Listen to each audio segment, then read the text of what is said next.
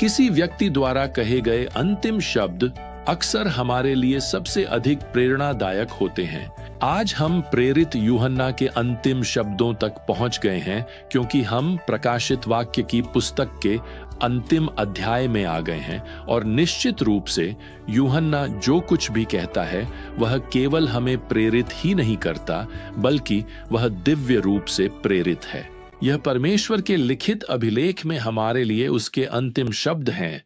हम यहाँ 6 आयत में एक अंतिम आशीर्वाद के साथ शुरू करते हैं। उसने मुझसे कहा, ये शब्द विश्वास योग्य और सत्य हैं, और प्रभु जो भविष्यद्वक्ताओं की आत्माओं का परमेश्वर है, उसने अपने दूत को भेजा है ताकि वह अपने दासों को दिखा सके कि शीघ्र ही क्या होने वाला है। अब यहाँ वक्ता एक स्वर्गदूत है, और वह इस बात की पुष्टि करता है कि यूहन्ना का प्रभु का दर्शन वास्तविक है। जो कुछ यूहन्ना ने भविष्य के बारे में देखा और यहाँ लिखा है, वह अवश्य ही पूरा होगा। खैर, स्वर्गदूत 7वीं आयत में स्वयं यीशु के शब्दों को उद्धृत करता है। कहता है, देखो मैं शीघ्र आ रहा हूँ। और मुझे आपको नीचे बताना है कि यदि यीशु ने 2000 साल पहले कहा था कि वह शीघ्र आ रहे हैं, तो आज वह समय पहले से कहीं अधिक निकट है ना? यहां नीचे 10वीं आयत में स्वर्गदूत कहता है, समय निकट है, और मुझे कहना होगा, हाँ, यह पहले से कहीं अधिक निकट है। आप जानते हैं, यह दृष्टिकोण एक कालातीत सिद्धांत बनाता है कि यदि हम स्वर्ग में अपने भविष्य की आशा करते हैं, तो हम उसी के प्रकाश में जीना शुरू कर देंगे। देखिए, भविष्य के बारे में भविष्यवाणी कभी भी हमारी जिज्ञासा को संतुष्ट करने के लिए नहीं थी, बल्कि हमारे चरित्र और आत्मविश्वास को विकसित करने के लिए थी। अब यहां 8वीं और 9वीं आयत में यूहन्ना स्वर्गदूत द्वारा दिखाई गई सभी बातों से इतना अभिभूत हो जाता है कि वह स्वर्गदूत के सामने गिरकर उसकी उपासना करने लगता है। और ऐसा पहले भी 19वें अध्याय में हुआ था। तो स्वर्गदूत यूहन्ना को याद दिलाता है, ऐसा मत करो, वह भी बस एक और सेवक है, केवल परमेश्वर ही उपासना के योग्य है। अब आगे क्या होता है कि यूहन्ना को कुछ अंतिम निर्देश मिलते हैं। 10वीं आयत में उसे बताया जाता है, इस पुस्तक की भविष्यवाणी के वचनों को न सील कर, क्योंकि समय निकट है। यह कहने का एक और तरीका है, यूहन्ना, इनमें से कुछ भी अपने तक मत रखो। इसे कलीसिया को समझाओ, इसे लिखो, प्रकट करो, उजागर करो। इन भविष्यवाणीपूर्ण वचनों का अध्ययन किया जाना चाहिए। अब मैं जानता हूं कि बहुत से लोग प्रकाशित वाक्य को समझने में इतना कठिन मानते हैं कि वे इसे टाल देते हैं। मैं ऐसे पादरियों को जानता हूं जो स्वीकार करते हैं कि वे इसे सिखाने का प्रयास नहीं करेंगे। लेकिन यह परमेश्वर का वचन है, और सोचिए कि हमने प्रकाशित वाक्य की पुस्तक में अपनी ज्ञान यात्रा के दौरान क्या सीखा है। अगर हमने इसका अध्ययन नहीं किया होता, तो हम परमेश्वर की अद्भुत योजना की पूरी कहानी से वंचित रह जाते। हम अपने संसार को परमेश्वर के आने वाले क्रोध की अंतिम चेतावनी से वंचित कर रहे होते। हाँ, लोग प्रकाशित वाक्य के संदेश पर अलग अलग तरह से प्रतिक्रिया देंगे। वास्तव में पद 11 कहता है, जो बुरा करता है वह बुरा करता रहे, और जो पवित्र है वह पवित्र बना रहे। दूसरे शब्दों में, लोगों की परमेश्वर के वचन के प्रति प्रतिक्रिया यह तय करेगी कि वे आगे क्या बने रहेंगे, या तो अपवित्र उद्धार न पाए हुए, या पवित्र अर्थात उद्धार पाए हुए। अब यहां पद 14 में यीशु यह कहते हैं, धन्य हैं वे जो अपने वस्त्र धोते हैं, ताकि उन्हें जीवन के वृक्ष का अधिकार मिले और वे फाटकों से नगर में प्रवेश कर सकें। अब प्रियजनों, इसे गलत मत समझिए। आप स्वर्ग में इसलिए नहीं जाते क्योंकि आपने अपने वस्त्र अच्छी तरह से धोए। आप स्वर्ग में इसलिए जाते हैं क्योंकि आपने अपने उद्धार के लिए क्रूस पर मसीह के शुद्धिकरण बलिदान पर विश्वास किया। यही तरीका है जिससे आप स्वर्ग के अधिकारी बनते हैं। आपने उसे अपने गंदे कपड़े दिए, उसने आपको ऐसे साफ कपड़े दिए जो हमेशा के लिए टिकेंगे। खैर, प्रभु यहां पद 15 में आगे कहते हैं, बाहर अर्थात स्वर्ग के बाहर कुत्ते, टोना टोटका करने वाले, व्यभिचारी, हत्यारे, मूर्ति पूजक और हर वह व्यक्ति जो झूठ से प्रेम करता है और उसे करता है, वे सब हैं। यहां कुत्ते शब्द का अर्थ शास्त्र में निम्न चरित्र के लोगों से है। यह एक ऐसा शब्द है जिसका उपयोग अविश्वासियों के लिए किया जाता है। वैसे मसीह के समय में कुत्ते जंगली हुआ करते थे। वे असल में पालतू नहीं थे। तो यह शब्द उन लोगों का वर्णन करता है जो जैसे कि स्वामी प्रभु यीशु द्वारा पालतू बनाए जाने से इनकार करते हैं। साफ कहें तो हम सभी इन पापों के दोषी हैं। हम वासना, झूठ और घृणा के दोषी हैं। सवाल यह है कि क्या हमने यीशु मसीह से हमें क्षमा करने के लिए कहा है, और क्या हमने इस बात में आनंद लिया है कि वह हमारे ऊपर स्वामी है। अब यहां पद 13 से शुरू करते हुए यीशु कई उपाधियों का दावा करते हैं, और वैसे ये सभी उपाधियां, या यूं कहें कि उनकी दिव्यता की पुष्टि करती हैं। वह यहां कहते हैं कि वह अल्फा और ओमेगा, पहला और अंतिम, आदि और अंत है। दूसरे शब्दों में यीशु कहते हैं कि वह सदा से विद्यमान हैं और उनका कोई अंत नहीं है। उन्होंने पहले शब्द बोले और अंतिम शब्द भी उन्हीं का होगा।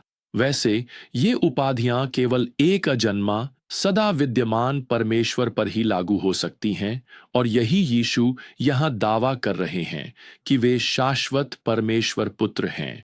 अब यहां पद 16 में यीशु स्वयं को दाऊद की जड़ और वंशज कहते हैं। वे परमेश्वर हैं, लेकिन एक समय पर वे मानव जाति में और राजा दाऊद के शाही वंश में भी प्रविष्ट हुए। अब फिर से यह पुष्टि करता है कि यीशु परमेश्वर के पुत्र हैं जो मनुष्य के पुत्र बने। तो बस इस विचार को समझिए, केवल दिव्यता ही उत्पत्ति कर सकती है, यानी दाऊद के जीवन की जड़ हो सकती है, और केवल मानवता ही दाऊद की वंशावली से आ सकती है। तो यीशु दोनों ही हैं, जड़ भी और वंशज भी, जिसका अर्थ है कि वे मानवता और दिव्यता दोनों हैं। अब आगे यीशु यहां पद 16 में उज्जवल भोर का तारा होने का दावा करते हैं। इस उपाधि के द्वारा यीशु एक नए और शाश्वत दिन की शुरुआत की घोषणा कर रहे हैं। और अब यहां पद 17 में हमारे पास अंतिम निमंत्रण है। आत्मा और दुल्हन कहते हैं आओ, और जो सुनता है वह भी कहे आओ, और जो प्यासा है वह आए, जो चाहे वह जीवन का जल बिना मूल्य के ले। तो विश्वासियों वे हैं जिन्होंने कहा है आओ प्रभु यीशु, लेकिन हम अपने संसार से भी कह रहे हैं तुम प्रभु यीशु के पास क्यों नहीं आते। यदि तुम प्यासे हो तो उद्धार के लिए उनके पास आओ। यदि आज मेरे मित्र तुम जीवन में अर्थ और उद्देश्य तथा अपने हृदय में शांति के लिए भूखे और प्यासे हो, तो यीशु तुम्हें यहां आमंत्रित करते हैं कि उनके पास आओ और जीवन का जल बिना मूल्य के लो। एक बार फिर वे हमें बता रहे हैं कि इसकी कोई कीमत नहीं है, ये तुम्हारे लिए मुफ्त है। ऐसा इसलिए है क्योंकि यीशु ने सब कुछ चुका दिया है। अब यहां 18 और 19 वचनों में कुछ अंतिम चेतावनियां दी गई हैं। मैं हर उस व्यक्ति को चेतावनी देता हूं जो इस पुस्तक की भविष्यवाणी के शब्दों को सुनता है। यदि कोई उनमें कुछ जोड़ता है तो परमेश्वर उस पर इस पुस्तक में वर्णित विपत्तियां जोड़ देगा, और यदि कोई इस भविष्यवाणी की पुस्तक के शब्दों में से कुछ निकालता है तो परमेश्वर उसका हिस्सा जीवन के वृक्ष और पवित्र नगर में से ले लेगा। खैर, यह मुझे याद दिलाता है कि आज हमारे संसार में कई धर्म और झूठे शिक्षक हैं जो या तो शास्त्रों में कुछ जोड़ रहे हैं या शास्त्रों के अर्थ को घटा रहे हैं। और वैसे मैं आपको बता दूं, यह कोई साधारण चेतावनी नहीं है। यह केवल प्रकाशित वाक्य की पुस्तक पर ही लागू नहीं होती। यह सारी प्रेरित शास्त्रों पर लागू होती है।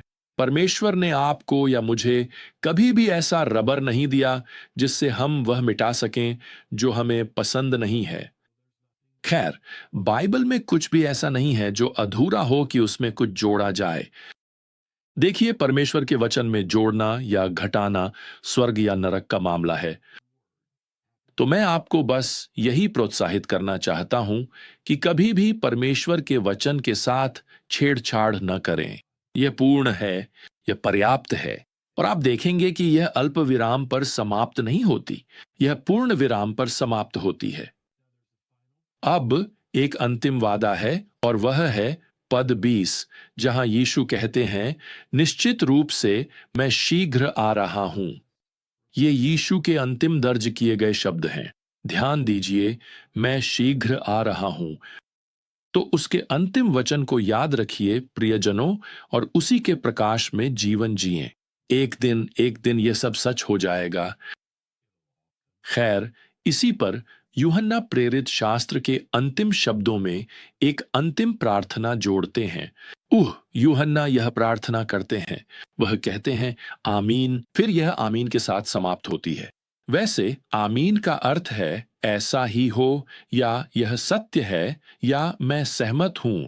तो यूहन्ना यहां पद 20 और 21 में प्रार्थना कर रहे हैं आमीन, अर्थात मैं जानता हूं कि यह सत्य है। आओ प्रभु यीशु का अनुग्रह सब पर बना रहे, आमीन। बाइबल को समाप्त करने का कितना सुंदर तरीका है आमीन शब्द के साथ। दूसरे शब्दों में यह सब सत्य है, मैं इस पर विश्वास करता हूं। परमेश्वर का वचन और परमेश्वर का अनुग्रह, परमेश्वर का सुसमाचार सत्य है। परमेश्वर का अनुग्रह, सुसमाचार ने हमें बचाया है, यह हमें संभाले रखता है। परमेश्वर का अनुग्रह हमें सक्षम बनाता है, और आप जानते हैं एक दिन उसका अनुग्रह हमें हमारे अंतिम घर तक पहुंचा देगा, जहां हम उसे आमने सामने देखेंगे। हम इस सुंदर घर की सारी खुशियां अनुभव करेंगे जो तुम्हारा और मेरा घर है, जहां हम हमेशा के लिए रहने वाले हैं। तो प्रियजनों, इसके साथ ही हम बाइबल के माध्यम से अपनी 3 साल की यात्रा पूरी करते हैं। वैसे हम यह ज्ञान यात्रा फिर से शुरू करने जा रहे हैं उत्पत्ति अध्याय 1 पद 1 से, और हम परमेश्वर के वचन से और भी अधिक सीखेंगे। तो अगली बार तक प्रभु यीशु मसीह का अनुग्रह, परमेश्वर का प्रेम और पवित्र आत्मा की संगति आप सभी के साथ बनी रहे। आमीन।